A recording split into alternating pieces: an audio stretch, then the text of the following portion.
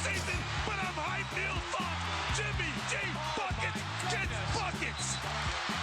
Oh my goodness, give me the hot sauce, Neil Funk, give me the hot sauce. What are you doing, Dragic? Did you not get the memo? Derrick Rose can go upstairs. The NBA season is in the books, and we have a brand new champion, the Denver Nuggets, winning the title the first time in the 47-year history of the franchise. They also had gone 9 years in the old ABA without winning a championship. If you're watching us on YouTube, we welcome you in, and you probably noticed the star of the show, Stacey King, is not with us. Stacey is not feeling well at all, under the weather, and if he would have been able to join us in any fashion, he certainly would have. He will be with us next Thursday when we have our live draft show that's going to be at McGonigal's in Barrington, and we're looking forward to that. Right now, the Bulls don't have a draft pick, but if you've been following the rumor mill around the league right now, they may make a trade between now and next Thursday that gets them a draft pick. And I know you've been out to McGonigal's, Tim, and they're looking forward to having us out there. Yeah, they are. They're promoting it now, and they're getting ready for us, and that's a lot to plan for. Okay, so for people that want to come out there, if you're watching on YouTube, you can see the information on the screen. McGonigal's Pub, 105 South Cook Street in Barrington. The draft starts at 7 o'clock. We'll be out there a little bit earlier. Stacey's going to bring some of his signature hot sauce. We'll have some giveaways and have a good time. They've got great food out there as well, so you can plan on having your meal out there before you enjoy the draft coverage that we're going to provide. And, you know, I know that you were out there during the NFL draft, and it was a nice crowd. Yeah, they brought them in, even though we didn't make it over there till later, but gave away a lot of hot sauce. We'll do some of that again, and some other prizes, and there's going to be some food made with the hot sauce, so some wings and other dishes. And yeah, it should be a lot of fun. Yeah, and they're going to plan a big crowd, so we're going to be in the upstairs as well as the downstairs. Now, if Stacey were here, he would be the first to point out that 2 of the 3 of us got our NBA Finals prediction correct. Tim did not. He changed his mind at the last minute, went with the Miami Heat, riding the Jimmy Butler bandwagon. That didn't pay off for you. Well, I knew it wouldn't. The idea was I couldn't do the same thing and go with the safe bet, and it turned out I was absolutely wrong. So it seemed like Jimmy just ran out of gas. He carried him through the first 3 rounds. There was talk about, he had sprained an ankle in the Knicks series and wasn't 100%. Jimmy, to his credit, didn't use that as an excuse. He said, we just got beat by a better team in this series. But it just, he didn't really seem like he was playing at the same level he was in the earlier rounds. Yeah, so right at the end of that last game, it looked like he was going to turn it back on and go full Jimmy on him, and that was a pretty exciting ending. Yeah, he was having a horrible shooting night. Then he made a couple of threes, and he got the benefit of a very questionable call, went to the free throw line. Miami actually took the lead in the last couple of minutes, but they weren't able to carry it through. And it was funny afterwards, Nikola Jokic was basically saying, can I go home now and take care of my horses? He didn't want to hang around for the parade, which was earlier on Thursday. He just didn't want any part of the celebration. Even when he was spraying champagne, he was doing it half-heartedly. So here's a guy that talks one way and really lives that way. Some guys will say one thing and really want the adulation, but he's not a guy that really looks for the attention. Yeah, and you saw everyone guzzling beers and so forth, and he's carrying his daughter. So. Right, and later he did throw Jamal Murray into the pool in the training facility, so at least he had that much fun. But now the parade is over. The Denver Nuggets are champions, and Nikola Jokic can go back to harness racing in Serbia. That's got to be exciting. Can you imagine that? A 6'7", 270-pound guy doing harness racing. Yeah, I wonder if he meets up with the other joker over there, the other great. You think they meet up? I don't know, but he won the French Open, so yeah. That's definitely, they share some talk about being the greatest, and Djokovic now, Novak Djokovic now the biggest winner in men's tennis. Did you see that picture of the other joker, tennis joker, wearing the Nuggets sweatshirt when he was like 7 years old? Oh, yeah, that was good. Yeah, it was definitely good. I mean, obviously, this is a guy that his story, if you follow the Nikola Jokic story, a guy that went from a pudgy kid in Serbia to being the best basketball player in the world. So that's really something. We're going to talk about the NBA Finals, the upcoming NBA Draft, free agency, and we'll mix in a little baseball and football with our special guest, David Kaplan. He is the star of the Cap and J Hood Show, mornings on ESPN 1000. He also has his own YouTube channel where he posts the recap. He's got Cubs, White Sox coverage on a daily basis, as well as every night. He posts an update on what's going on in the world of Chicago sports. So Cap is going to join us in just a couple of minutes, so make sure you keep it right here. Before we do that, I want to tell you about one of our great sponsors, Jeff Vukovic. When it comes to insurance for your auto, home, and business, Make sure you contact the king of insurance, our good buddy, nationwide agent Jeff Vukovich. You can reach him at jeffvuk.com. That's jeffvuk.com. And Tim and I would sing the jingle, but if Stacey was, when Stacey watches this, he'd be rolling over and saying, what are you guys doing? You're wrecking the whole thing. Hey, anyone else want to jump in? Sriracha crew? No, everyone's looking down. They've had their looking down chances. at their work. They've been humiliated before trying to sing the jingle. So we will tell you that Nationwide is on your side. So contact our buddy Jeff Vukovich for all your insurance needs. Coming up next, it's the Cap Man. My good buddy David Kaplan is our special guest. We're going to spray to all fields. And if you want to join us on our live chat, if you're following on YouTube and want to post some questions, we'll be trying to get to some of those as well. So David Kaplan next on episode 134 of Gimme the Hot Sauce. Welcome back. Episode 134 of Gimme the Hot Sauce rolls on. And if you're just joining on YouTube, I want to let you know that our good friend, the star of the show, Stacey King, is under the weather, so he's not going to be able to join us on this week's episode, but he will be back next Thursday when we do our live NBA draft show from McGonigal's Pub in Barrington.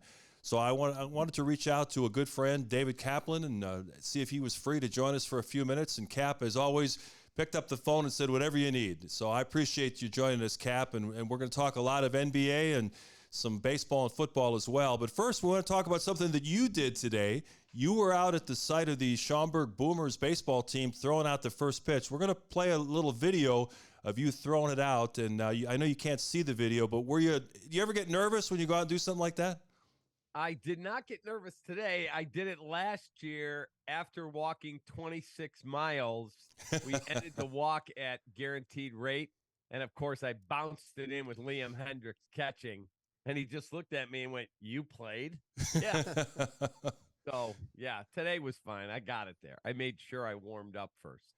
And I know that we used to talk about this when we were teammates over at NBC Sports Chicago. You played in a 40 and over baseball league, and you were pitching. When did you stop doing that? So 2 years ago, I got a call from a good friend of mine, Billy Alvarez, who said, "Hey, now we've got a 60 and over team," and I was 60. He said, "You want to pitch on that team?" So I pitched a little. I played second base and had a good year offensively. So, yeah, it was a lot of fun, but I gave it up. I'm not doing it anymore. Yeah, I mean, you get to be of a certain age and you worry about that Achilles snapping or something else going because, 100%. Let's face it, we're not as limber as we used to be. Yeah, no shot. Well, Cap, let's start out talking about the big news of the day. Not really news, but it's one of those reports that come out periodically. Jake Fisher of Yahoo Sports does a really good job covering the NBA. Kind of had a catch-all column about possible trades that might be happening in the league. And, of course, Chicago fans perked up when they saw Zach LaVine's name being mentioned. And what Jake wrote was that the Bulls are making calls to gauge interest. Now, that sounds like there's something there, but, Cap, you know, as a veteran in the media business, that's just due diligence. NBA general managers are going to be calling around the league just to see if there's a potential matchup. Doesn't mean that they're close on anything. No, that's exactly correct. I mean, you make calls all the time. Look, I was a low-level regional scout with the Sonics for 2 years and the Pacers for 2 years, and I worked for the late George Irvin, who also coached that team, and our boss was Donnie Walsh back then, who I think is one of the most brilliant basketball minds I ever got a chance to be around. And I remember hearing something. There was no social media. There was no internet. And I remember hearing something at the pre-draft camp that Indiana was making calls about Reggie Miller. And I walked up to him in the Hyatt Regency on Wacker. I said, "Are we trading Reggie Miller?" And he looked at me and goes, "I don't believe all those calls out there." He goes, "No, we're not trading Reggie Miller." So, yeah, is Zach getting moved? I don't think so. But look, when your team doesn't even make the playoffs, it only gets in the play-in, you have to explore everything. You have to. And that's really the only route that the Bulls have to drastically reshape this roster. They have no cap space. They have no draft picks. The only way they can make this roster significantly different is by trading one of their big money stars. And there were rumors at the trade deadline that the New York Knicks, coached by our friend Tom Thibodeau, had some interest in acquiring Zach LaVine. You know, they got to the second round of the playoffs this year. No, actually, did they? Yeah. They beat Cleveland in the first round, and they lost to Miami in the second round. So, you know how Tibbs loves veterans? A guy like DeMar DeRozan or Zach LaVine might be really coveted by a Tom Thibodeau New York Knicks team. So I think when you look at the roster and the fact they have young players and they have some extra draft picks, there could be a match between the Bulls and the Knicks. So there could be a match. Look, I cannot believe that this Bulls team can stay as it is without finding a pure point guard, someone that you go, okay, you can organize my offense, make a few shots, be a solid leader for us, and then add some shooting, or what are you doing? You have to improve in those areas. And if that means you have to move one of the big three, then you got to do it. But I keep hearing that if the right opportunity presented itself, they would go into the luxury tax. Now, does that mean they're going to spend $500 million like Golden State does on everything they do in basketball operations? No, I don't think it means that. But I do think that Jerry and Michael Reinsdorf want to win. Now, that doesn't mean win at all costs, but I think they're going to explore every possible avenue that's out there. Cap, I know that AK said in his end-of-the-year press conference that he wanted to keep the continuity. He valued the core. He said that they'd like to re-sign Nikola Vucevic and Kobe White. But, you know, executives say stuff all the time that they don't really mean. I honestly believe that before draft day, or at least before the start of free agency, either Zach or DeMar is going to be traded. What do you think? I agree with you. I do think they're going to move somebody because you have to sign DeMar to an extension this summer. He's walking at the end of the season. So if he goes out and plays like DeMar and he's a 23-point-a-game scorer and he hits some clutch shots and he looks like he's still healthy because he takes just amazing care of himself, he's walking. He's not going to be back here. So I don't think they're extending him for big money. I don't. So I think he is more likely to get moved. You know, I'm not sure if this is accurate, but Cap, we have a live chat going during this live YouTube show, and there's a Stacey King on the chat saying, "My guy Cap," and then later he goes, "Whispers, ask a question." You think that's really Stacey? It looks like his face.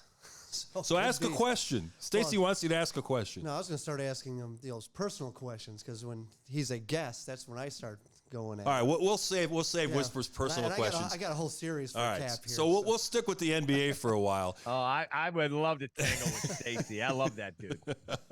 And Stacey just on the live chat says, "Hell yeah, it's me." So Stacey, we hope you're feeling okay. We miss you. The whole Sriracha crew sends their best, and we look forward to having you back here for next week's show at McGonagall's. A lot of rumors flying around there, Cap. Bradley Beal, supposedly he and his agent are working with the Wizards to find a new home. Damian Lillard with some cryptic comments that if they don't make the right moves, if they take that third pick and add another young player, we might have to have a conversation about moving me. There's a rumor that the New Orleans Pelicans might trade Zion Williamson to Charlotte for the second pick in the draft to get Scoot Henderson. Yeah, I mean, yeah. So yeah, let's start. Where do you want to start? You want to start with Zion? I mean, you played at Duke. Obviously, Michael Jordan's still the majority owner there. They could sell tickets with Zion, but he's never healthy. So if you look at New Orleans and you look at that team, the day of the lottery when they won Zion, everyone was like all fired up. And in Chicago, we went, all right, we're picking 7th again.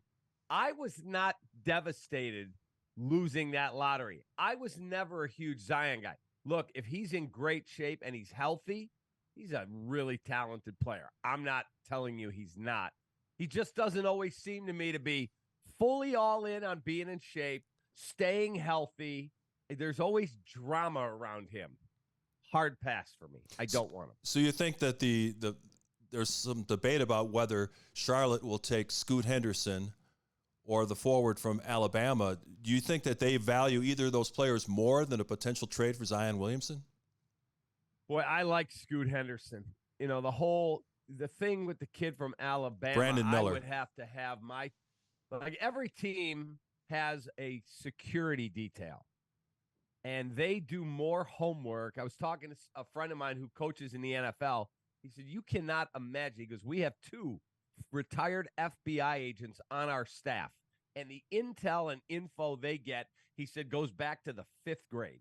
He said, they talk to everybody because of the millions and millions of dollars that are at stake, not just, as he said to me, in the amount of cash you're giving, but if that person is on your team and causes you major embarrassment or worse, he said, you're talking about millions and millions of dollars of negative PR. He said, so they do all their homework.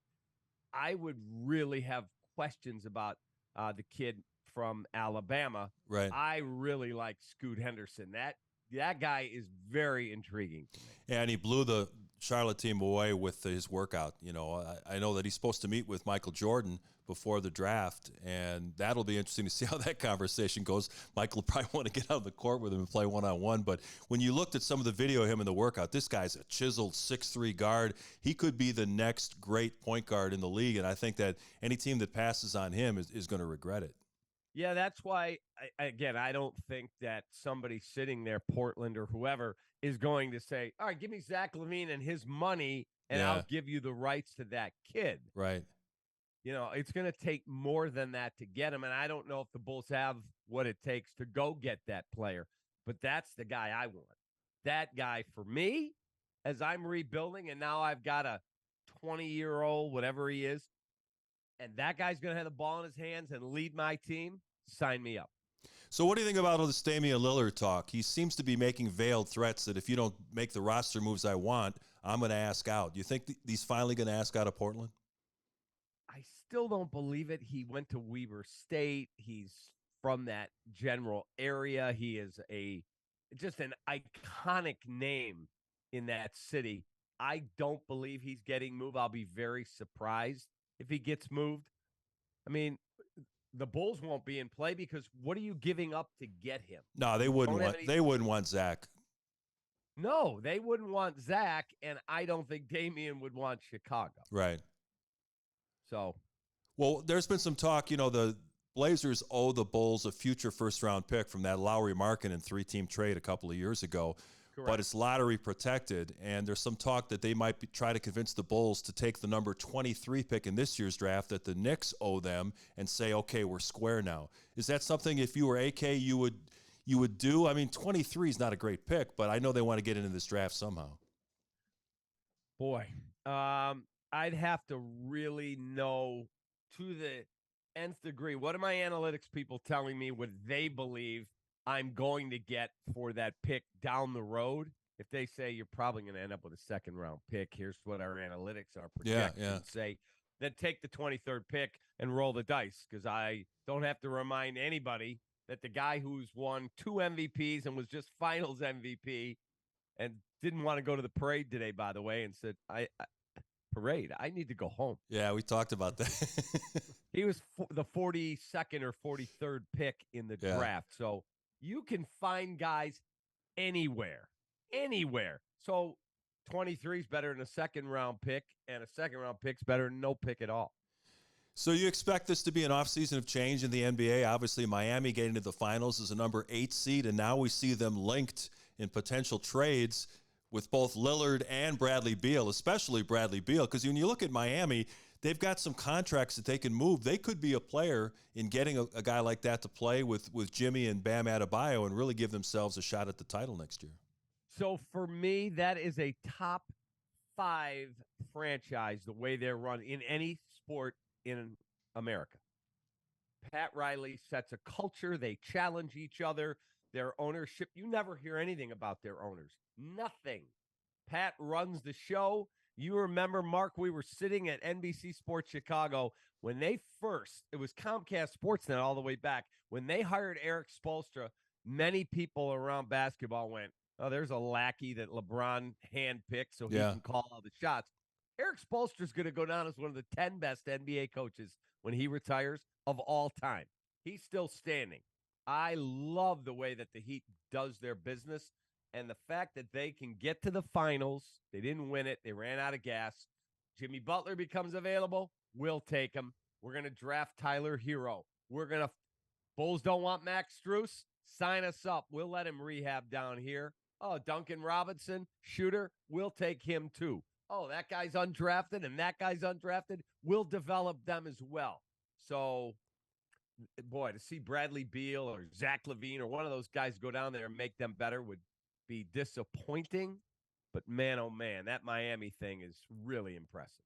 Think there's any chance the Bulls go after one of their undrafted free agents, Max Strus, Gabe Vincent? Any chance they could use that mid-level exception and wrangle one of those guys up here? That I would love to get either one. You need shooting. Gabe Vincent to run my point. I would be thrilled if they could go get him. Let me ask you a question. What if Miami said to you, we'll give you Tyler Hero, a sign and trade for Max Strus. We want Zach LaVine. You doing that? I got to get some draft picks, and Miami doesn't have a lot of them. I don't know if there's a match for Zach LaVine. That's why I think that they're more likely to trade DeRozan, because I think you would take a salary match and a first rounder for DeMar. I think you'd want more for LaVine, because you look at what Cleveland got last year or Utah got for Donovan Mitchell. They got 3 players and like 4 first round draft picks, and I think Zach and Donovan Mitchell are pretty comparable players. They are.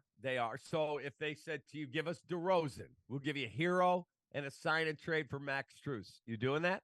Yeah, and a future first rounder I'd want to. Okay, so if you got that and then had the ability to go out and also sign a Gabe Vincent or whoever, you've changed the dynamic of your team then. Yeah.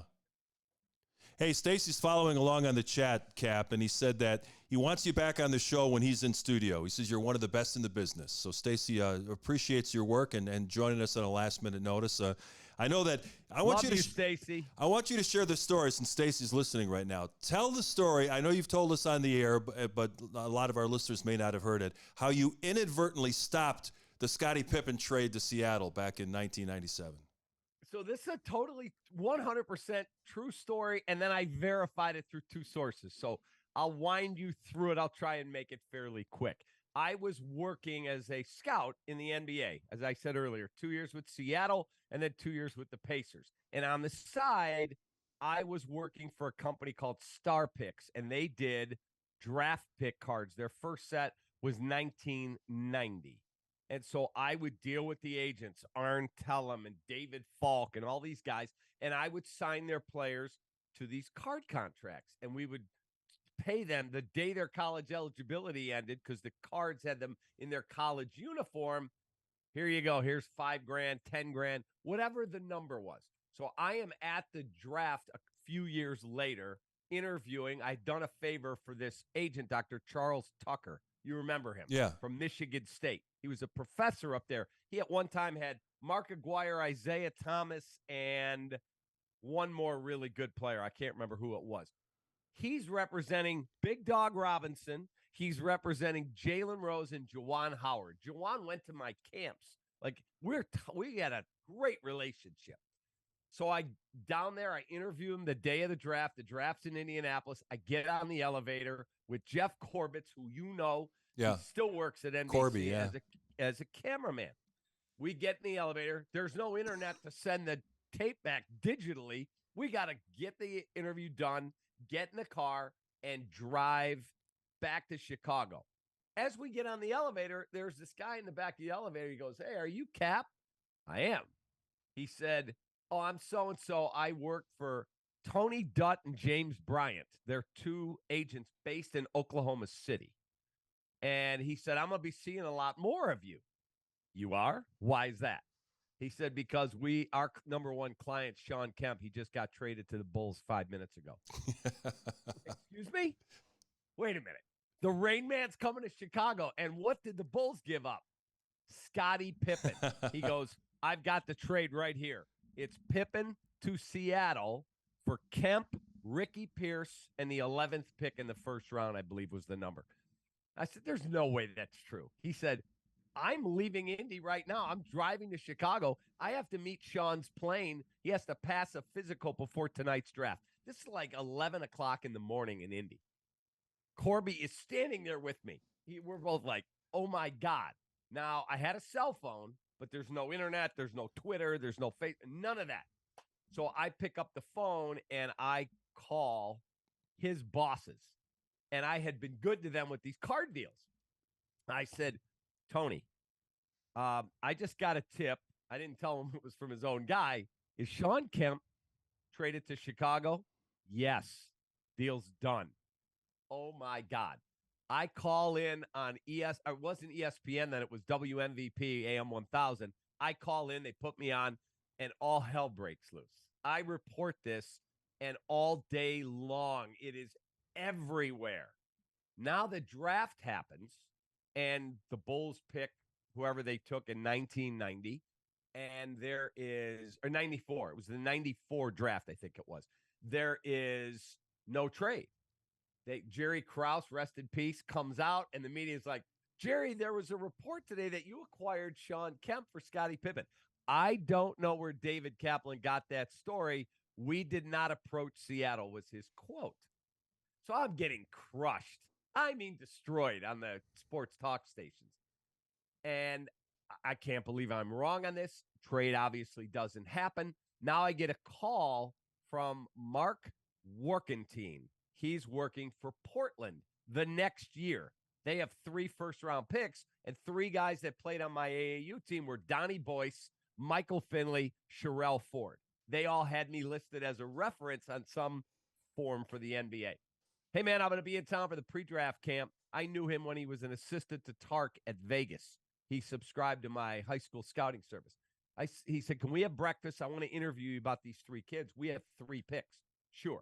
We go to the Fairmont Hotel. We sit down in the basement at breakfast, and I said, hey, man, I lost touch with you for a while. You were at Vegas with Tark. I know you're in Portland. He goes, well, I was in Seattle, and then Bob Whitsitt left, and he took me with him to Portland. I said, hang on a second. You were in Seattle? Did you guys make a trade for Scottie Pippen? That's a sore subject. I don't want to get into it.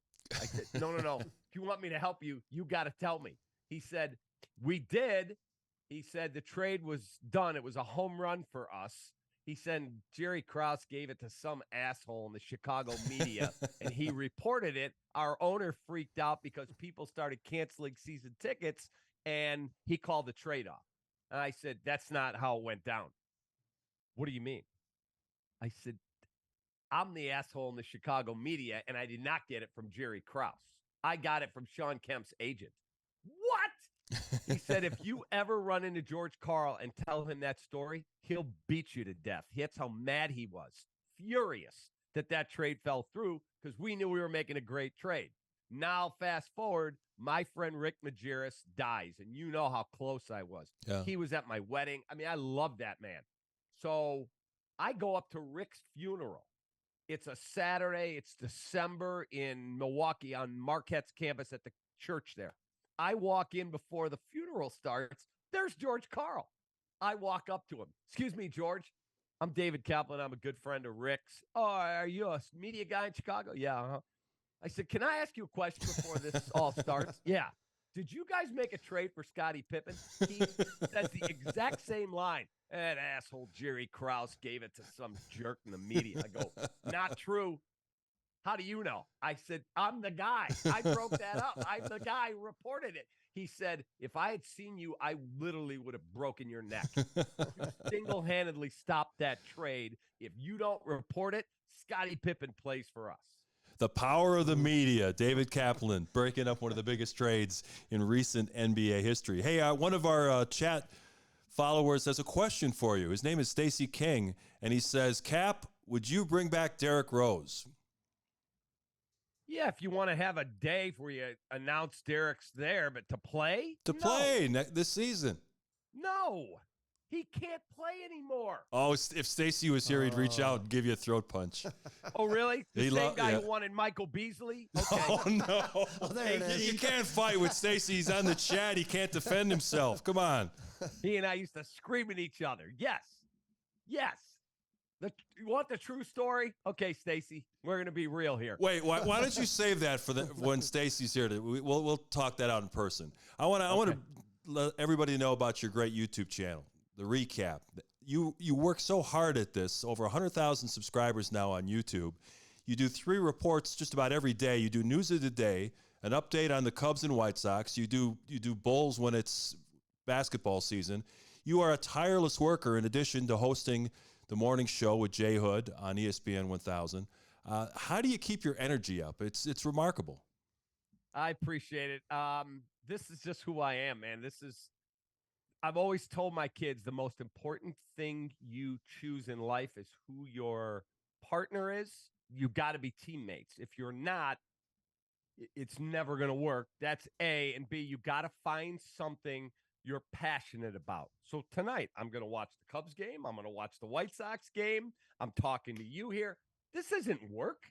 Man, this is fun. So I'll watch the 2 games tonight. I'll do my 2 recaps. I got the NBA draft to study for. I got the NBA free agency. The Blackhawks are getting counted. There's always a story. In this market, this isn't work, man. This is not tough. It is a lot of fun. By the way, Stacey King responded, "That's dirty, Cap," to your whole Michael Beasley thing. Hey, let's Stacey, no, I would not bring Derek back except to have a nice day for him. He wants to sit on the bench there. His guy Tibbs didn't even play him. Come on, he's done. All right, we're gonna let Whispers ask his questions, and I got a few more before we let you go. Go ahead, Whispers. All right, Cap. Well, everyone knows you in Chicago, but they don't know some of your history here. We'll go back a little bit. You got to tell the story about when you were actually dead when you were 31 years old. Oh my gosh, yeah. Yeah, so I remember playing college football in the Division III ranks, and I remember there was a play. Our coach was Dick Tressel. You remember Jim Tressel? This is his brother. And he sends me in. I'm like the 28th string wide receiver. I'll never forget, 154 shuttle pass, and I bring the play in, and I go line up on the far side of the field. I never played. I never got on the field. So I was supposed to be on the near side. They're yelling at wrong side. Well, it's too late. They're going to snap the ball. So I just figure I'm going to go out and block on the corner that's coming up in press coverage. I do that. He crushes me. And I'm laying on the ground, and my heart is racing. And it doesn't slow down. And then I make a tackle in a later game, and my heart's racing again. And I would have these bouts where my heart would race, like where I couldn't catch my breath. And I just figured it was adrenaline, whatever. So New Year's Eve, 1990, turning 91, I just got engaged. My late mom is going to look at wedding dresses with my then fiance, and I went to play basketball. I'm playing pickup basketball. I take a shot on an offensive rebound in an old man's game, and I come down and step on someone's foot, roll my ankle, break my ankle. My heart rate skyrockets to 250 beats a minute. And I go to the hospital to get my ankle looked at. The doctor said, "I'm not worried about the ankle. It's broken. We'll cast it. Not a big deal." What is going on with your heart rate? You're at 250 beats a minute. I have to admit you. I said, "No, you're not." I signed out against medical advice. He said, "You understand you could die in the parking lot?" "Yes, sir, I do. I'm out of here." I leave, drive home. A few days later, I get put into cardiac intensive care at Northwestern. They are able to do a procedure and slow my heart rate down enough. My brother's a doctor at the time at Mayo Clinic. He sends my records up there. This doctor calls me. I've never met the guy in my life. First conversation. You may never have that happen again, but I'll bet you it does. You need to either come up here and let me try and fix it, or I'll put you on medication for the rest of your life, and I don't have no idea if the medication's going to work. I said, "If I was your son, what would you do?" He said, "I would tell you to come up here and let me try and fix it." We've never tried this. This is now a standard thing. Back then, it wasn't. I said, "Okay, when can you do it?" This was the day before Thanksgiving, 91. He said, "I have an opening December 11th at 7 a.m. I said, "I'll see you then." I go up there, 9.5-hour operation. He's prepared for this to happen. He's racing my heart so fast, I felt like I couldn't breathe, and I felt like it could jump to Cleveland, and the next thing I know, I'm flying through outer space 1,000,000 miles an hour. There's stars everywhere. I don't see, a light. There's no flames below me. It's nothing like that, but I'm going somewhere. I promise you, I won't be the first thing you think of whenever that day comes for you, but you're going to get there and go, "Wow, he was right." You're going somewhere. I was headed somewhere, and the next thing I know, I'm back. He's screaming in my face, and he had shocked me with the paddles, and he said, "You're good. We pushed you so hard, your heart stopped. I was prepared. You are good. You had more stress put on your heart in that moment. I fixed it. The thing is never going to happen again." And here we are, 30 some years later. I've knock on wood. It's never happened again. So I'm this way because why worry about the little stuff? Why sweat the little things you can't control? Yeah, and Cap keeps himself in great condition now. He totally changed his diet. He works out daily. I mean, he is the picture of fitness right now. And you know, when you were talking about going somewhere, Cap, I thought you were going to tee up a Drive Chevy commercial there. I was heading somewhere, but I didn't know where. Chevy Drive, Chicago.com. Yeah. What do you got next, Whispers? Well, yeah, just speaking of that, though, it could have been because his dad was a lawyer and his mom was a dietitian. So between what you're going to eat and what you're going to litigate every day is that's got to get you pretty sharp. That's exactly right. Yeah, they're both gone. And my dad always wanted to do what I was doing. He loved the law. He hated the practice of it. And my mom was my biggest fan. I mean, there are moments I get in the car. I used to call her after every show, radio, TV, whatever it was. I would call her and she'd be, honey, I didn't like the tie you were wearing tonight. Or that guest was really good on NBC Sports Chicago. I still reach sometimes go, oh, I can't call her. It's been gone a couple years. But yeah, I was very blessed. So when you were on the Oprah show, you met some young stars and had a big prediction that day. Can you tell us about that?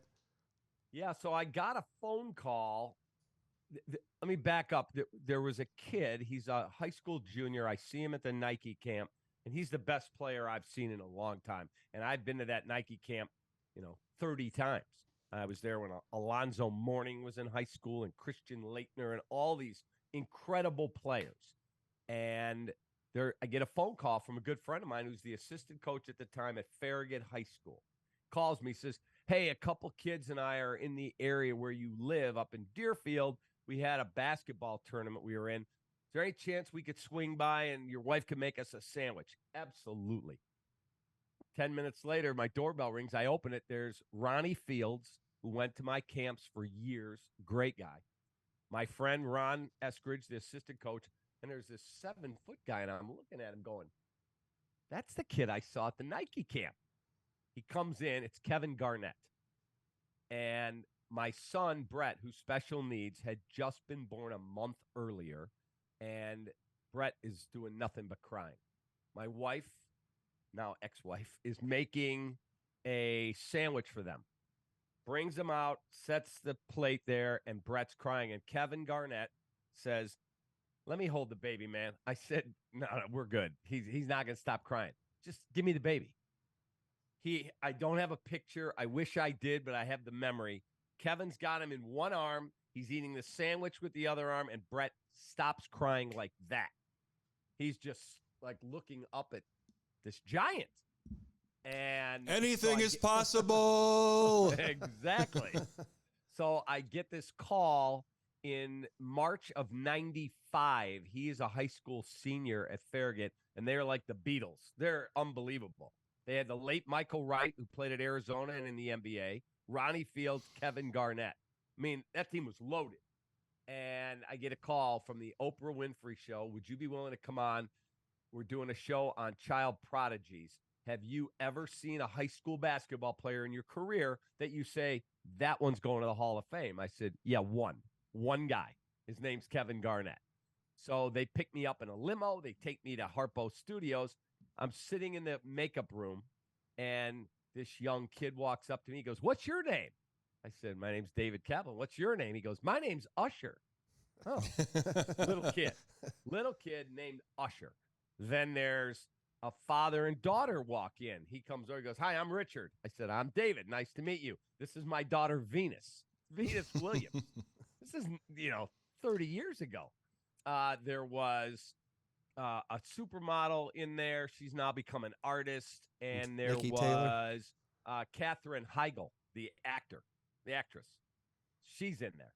And so they bring me out. It's me and Oprah and some casting agent. And Oprah says, okay, Mr. Kaplan, was there ever a player you saw that you said, going to the Hall of Fame? I said, yeah, there's one. He's from Chicago, Oprah. His name is Kevin Garnett. He's a great kid. He has it. Whatever it is, he's got it. Kobe had it. Michael had it. There's that juice that they exude. And he's a great kid. And she said, I thought you might say that. And Kevin, stand up. I didn't know he was there. He's in the audience. He stands up and she says, Kevin, you hear all the nice things this man said about you? And he's kind of sheepish. She goes, Mr. Kaplan, you just made a black man blush, and that's not easy to do.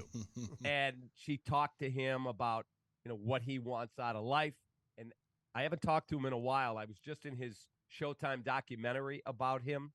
I got a message, would you go on and do this? Sure, they came to my house. But I will tell you, I love that guy. He is my kind of guy. Awesome. Cap, I'm surprised that the Showtime crew didn't call me to try to get the story about the time I beat Kevin Garnett in Pop-A-Shot. That should have been in the documentary. I was doing this appearance at a bar, and he came with a buddy. He was playing for the Timberwolves at the time, and like a lot of NBA athletes, he was late showing up, so the crowd is kind of restless. And I was promised, I didn't get paid for the appearance, but I was promised I could get a one-on-one interview with Kevin Garnett. So I'm like, okay. So Kevin was late. He's in a bad mood, and we do the program, just barely get through it, and I said, Kevin, can we do the interview now? And he kind of looks at me like, dude, I don't have time for an interview. and I said, well, I'll tell you what. Let's play a game of Pop-A-Shot. If I win, then you do the interview. So, sometimes big guys like that, it's kind of awkward trying to shoot those little basketballs in it. So anyway, I beat him, and he did the interview. And I asked him about possibly being traded to the Bulls. And then he got pissed at me again. So the whole thing wasn't a great experience. But the cameraman at the time, I think I was working for Channel 5. I still have that tape somewhere. So I'll have to bring that out sometime. Yeah, it would be amazing to see. I would love to see. He was mad that you beat him because he was a really competitive dude. Like most professional athletes, no question about it. You got anything else, Whispers? Well, did you ever see the time where Cap litigated with Johnny Cochran? No, I don't think I did. That's probably top 5 interviews I've ever been a part of. We're in a talent meeting at WGN Radio, and they would have these once every 2 weeks. And there's the late Bob Collins. I mean, a legend. There's Spike O'Dell, legend. Kathy and Judy, legend. Milt Rosenberg, and me. Waddle would never come downtown for these things. He was my partner. I ain't going to that. That's what he would say. Well, I was there to do my sportscast anyway, so I'd go into these meetings. So they would say, hey, we're being offered, so-and-so. Milt would say, I'll take him. Bob would say, yeah, I'll take him. Bring him in studio. The governor, whoever it is. They said, hey, the OJ verdict is probably going to be down in the next couple weeks. We are been offered Johnny Cochran to promote his book 2 weeks after the trial. And Milt Rosenberg said, I have to be the first interview he does in Chicago. That was his rule. Sorry, you're going to be the second. He goes, then I'm out. I won't do it. That was his rule. Bob Collins, I'm not putting that guy on and giving him a forum. Spike, I'm with Bob. I'm not doing it. Kathy and Judy, no interest. Okay, we're going to pass. I said, hang on a second. Are you people aware we're in a ratings game here? Who cares about your feelings? We're not doing it. I said, then let me do it. You're a sports guy. What are you going to do? I said, OJ was a football player. My dad was a criminal defense attorney who had a murder trial in the U.S. Supreme Court. Let me do the interview. All right, we'll let you do it. My dad prepped me for 2 days, and I had 2 legal pads full of questions. It was unbelievable. Johnny comes in on a Saturday. I cleared all the commercials out, and we had 1 hour uninterrupted. There was 500 people on Michigan Avenue standing in the window going, is that Johnny Cochran? And we finally get done, and he goes, can I ask you a question? Are you a lawyer? No. Where the hell did you get these questions? From my dad. Aha! Now I get it. He could not have been more humble, gracious. We stayed in touch until he died. I got him tickets to a Bears-Vikings game in Minneapolis. Yeah, he was awesome to deal with. But that was a fun interview, man. Yeah, we had Kim Goldman on the show a little while back talking about that whole trial. Just an unbelievable chapter in American history. Hey, Cap, before we let you go, I want to do some quick hitters because we promised we'd get to a little bit of baseball and football. So just give me short answers on all of these, okay? Bears, Justin Fields, is he the answer? Is he the franchise quarterback for the Bears?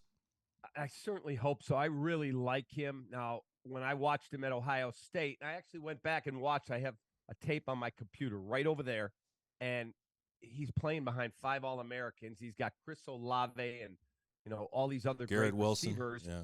Garrett Wilson's there. He has Jeremy Ruckert, who's in the NFL as a tight end. Like, everybody's a 5-star. He doesn't have that here, and my question is his processing too slow? I believe in him. I'm all in. I think he's going to be the guy. But if he doesn't get it done this year, they're going to go get another quarterback. I'm telling you. You have confidence in the tandem of Poles and Eberflus? Poles more than Eberflus. I think Eberflus is a good guy. He's got one season in. He won 3 games. I love Ryan Poles. I got to spend some time with him at the Indianapolis Combine. I'm all in on that guy. And we should mention ESPN 1000, your new home for listening to Chicago Bears football. That's got to be exciting for the station. Yeah, that's really cool. Really cool to, better access, and we can use their studios to broadcast from Bears camp. Yeah, it's really cool for the station. All right, baseball. Which Chicago team has a better short-term future, the Cubs or the Sox? Short-term being what? Next couple of years. Winning the division at the bottom? Yeah, well, the Central Division is a vast wasteland in both leagues. It is. The White Sox put Moncada back on the injured list today. I saw Lloyd grimacing yesterday when he got a hit in the 8th inning. There's just something missing there. The vibe isn't good. I think they have more talent than the Cubs, but if I'm buying a stock, I'm buying the Cubs stock. I think 24, they'll be a lot better, and 25, I think they're going to really take off. So I'll tell you it's the Cubs. What about this whole Marcus Stroman episode where he kind of embarrassed the Cubs by saying that they were not interested in talking about an extension? Now, Stroman's in his 30s. He's having an all-star year. He's been sensational. If you were Jed Hoyer, would you extend him, or would you be a little bit wary at his age? So he's got 1 year left, but an opt-out at 20, we'll call it 25. And he'll opt out of that. Yes. So I would tell him, okay, well, don't opt out. I'll pay you next year at that number to keep my luxury tax number down, and then I'll give you 2 more years at $30 million a year. He's not going to take that. Beyond that, no, I'm not. I'm trading him. His history, go back and look at his numbers. He's having a great year. Going to be 33? Yeah, I'll pass. Is David Ross the right manager for the Cubs? Ooh, that's a really good question. I like David a lot. I don't think he's going to be there long term because, boy, that bullpen, he looks down and goes, okay, you think it's so easy? Who are you bringing in? Right. He's tried everybody down there. Yeah, that falls at the feet of Jed and Carter Hawkins, and they've acknowledged that. I'm just not convinced. He's got 1 year left on his deal after this. I'm not convinced he's the long-term answer. Is it embarrassing for a major market franchise to considering selling off again after 2 years of bad baseball? It's embarrassing for a major market franchise to rebuild to this degree twice in a decade. That is unconscionable. And the other night, Miles Mastroboni is your DH. He's hitting 153. I could hit 153. That's a joke. That is a literal joke. This isn't the Royals. This isn't the A's. Yeah, it's embarrassing. Last one for you. We got a question from our YouTube chat, Ben Feldman. I know you had season tickets for the Blackhawks. You were really in on their great run, winning 3 cups. He asks, what impact will Connor Bedard have on the Blackhawks? Can they turn it around quickly? I don't know about quickly. I think that he will, what is he, 18 years of age? Yeah. He's 5'9". He's a little smaller than Kaner. It's going to take time. When Patrick Kane got here, funny story, I'm working at Wrigley doing pre and post. Todd Hollingsworth and I are at Wrigley in the press dining room. It's like the 6th inning. We're not on till the game ends. And this guy walks in. He said, excuse me, am I allowed to get something to drink from that soda machine? I said, yeah, is your dad one of the announcers for the whoever we were playing? He's like, no. I said, well, who are you? Is your dad work here? No, my name's Patrick Kane. I just got drafted 2 nights ago. And Connor Bedard would get the same kind of response because he doesn't look like a professional athlete. 12. Yeah. So can you turn it around with a 5'9" guy and no Taves around him, no Duncan Keith and no Brent Seabrook and Patrick Sharp and all these other guys, Hossa? I'm not convinced it's a quick turnaround. I do like the kid. I think he's wildly talented. Well, Cap, we appreciate you being so generous with your time. I know you've got multiple YouTube reports that you have to prepare for tonight. You'll be watching the Cubs going for the sweep of Pittsburgh and the White Sox trying to beat the Dodgers again out in L.A. So thank you so much for joining us. And as Stacey said, we'd love to have you on again to talk more sports. Would love it when Stacey's back. And, there's a great highlight of Danny Manning finishing at the rim. And I see number 33 from Oklahoma, who was a hell of a player. I was scouting in the NBA then. Let me just tell you, Stacey King was a hell of a player. I still think that Oklahoma team was better than the Kansas team that ended up winning. That's a sore subject for Stacey. Oh, I know. But That's he a nice way to finish that. Yeah. Stacey was a great player.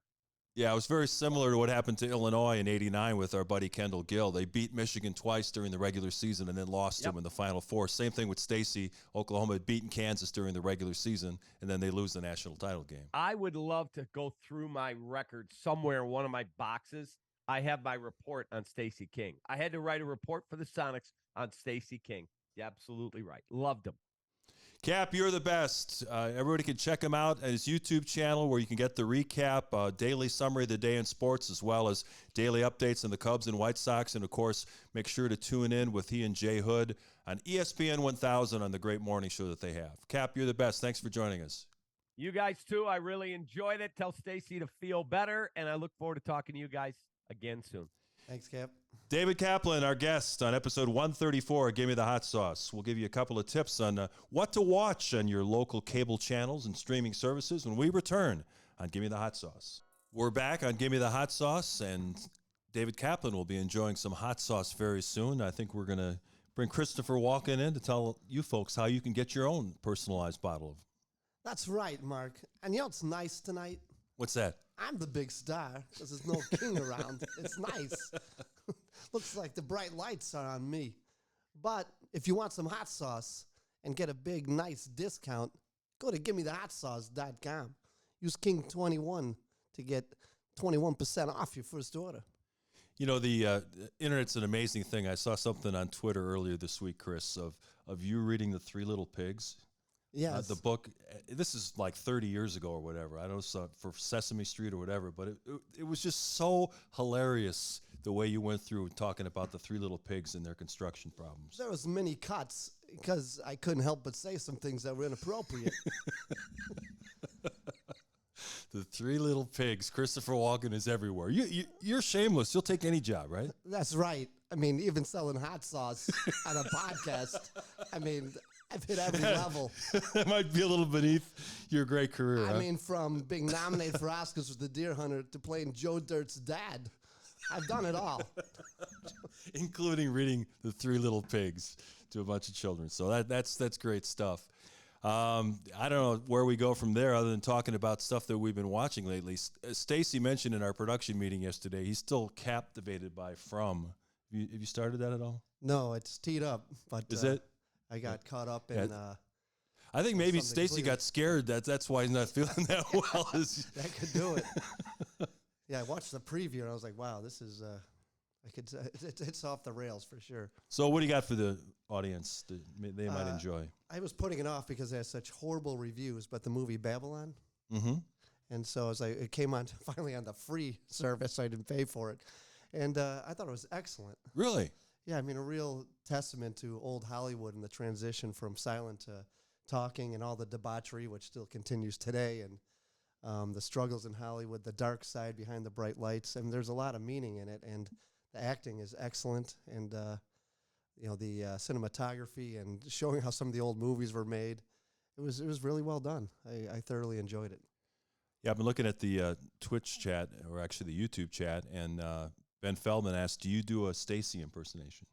Oh, man. No, I didn't. You fear for your life, right? I do, but I don't want to have him come back and... You're not going to bring that out? He's not here. He's not here to punch you in the throat.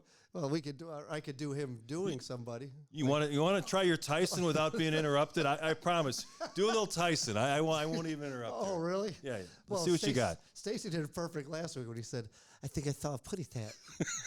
That's all you have to say. That's why I said, hey, there's a great impersonation right there. You nailed it, Stace. So you don't want to try it, huh? I got to get better prepared. See, you guys keep calling me out like this, and, I gotta have my prep work. Coming soon to an episode of Gimme the Hot Sauce. Timmy Whispers doing Mike Tyson. We got the glove and the shorts over there to get inspired. There you go. There you go. So we want to tell you that, I've got a recommendation for folks. I had a chance to check out Love and Death on HBO Max. It's now just called Max. They've rebranded their service. This is actually based on a true story about a murder in Texas, so kind of a love triangle where these very devout Christians, one women has an affair with a man, and the other wife finds out, as generally happens in those situations, leading to a confrontation that ended in a grisly death, and then they follow you through the court proceedings, and it's really very interesting. 7 or 8 episodes, but you'll just go through them like crazy because it's based on a true story, and because I didn't know the outcome, I was really captivated in the final episode to see what the jury verdict would be. Did you pick this out? Or is this the wife picking this out? No, I'm always curious. You know what? The funny thing is, one of the reasons why I saw one of the previews for it, and the guy that played Landry in Friday Night Lights was one of the key characters. And that's the reason why I watched it, to be honest. Well, the reason why I ask is if you keep walking to your house and your wife is always watching like the Next 48 and Dateline and 2020, right, she's preparing for something. So well, the nice thing is we have TVs on multiple levels of the house, so it's not an issue. So you don't know if she's planning your death. Wow, that's loaded there. Well, hey, I saw that on one of the shows. I kept walking in. She was watching the Next 48 every time I came in. Taking inside the scenes of the Kelley household. Hey, we want to thank our friends at Biggers Mazda for sponsoring this segment. What are we watching? Brought to you by Biggers Mazda. Their sizzling new Elgin location at Randall Road is the biggest Mazda store in Illinois. Biggers is offering a bottle of Stacey's signature hot sauce with first test drives of new or pre-owned vehicles. It's your choice. Everything from the coolest SUVs to the stunning Miatas. So join the fun at 2100 Randall Road in Elgin at Biggers Mazda. Of course, Stacey's not here, so that means our buddy Mike Amaroth is off today. He didn't have to drive Stacey from the city out to Palatine. Well, you know what he did then? He ran off to a Springsteen concert. Yeah, that's right. He was telling me that, he's going overseas to watch Bruce Springsteen. That's amazing. He may not have the world record. I know my buddy Chuck Garfine is another guy that goes all over the world to follow Bruce Springsteen. But if you need a ride to your favorite location, you want to be safe. If you're drinking and going to a special activity, you don't want to be behind the wheel, call our friends at Windy City Limousine. They provide championship service, and making a reservation is so easy, it's a slam dunk.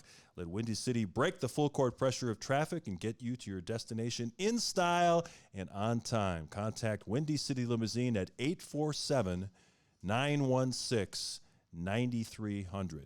Yeah, free rides from the draft next week afterwards. Are they going to bring Stacey to if you use code King21? That's what Stacey said. Oh no, I guess that's not true. He just put it in the chat. Shut up. Shut up, whispers.